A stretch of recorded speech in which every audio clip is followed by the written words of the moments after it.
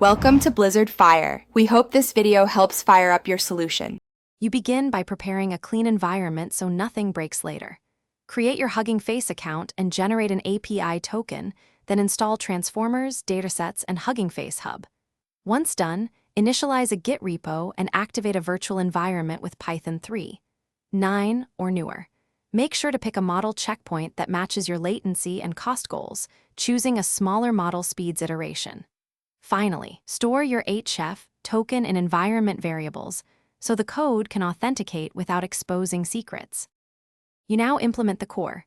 Load the tokenizer and causal LM using auto tokenizer and auto model for causal LM, or use the text generation pipeline for speed. Then write a conversation loop that encodes the user prompt plus history, calls generate with sensible defaults, and decodes the reply. Once done, append model outputs to the history to maintain context. Make sure to tune max new tokens, temperature, and repetition penalty to balance creativity versus safety, and use attention masks to avoid unnecessary computation. You finish by choosing a deployment. Push your repo to the Huggingface Hub or create an inference endpoint for scalable access.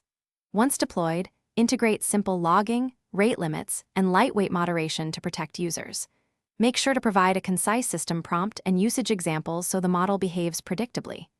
If things go wrong, common issues are hallucinations or token limits, reduce temperature, shorten history, and force stop tokens, or switch to a more grounded prompt.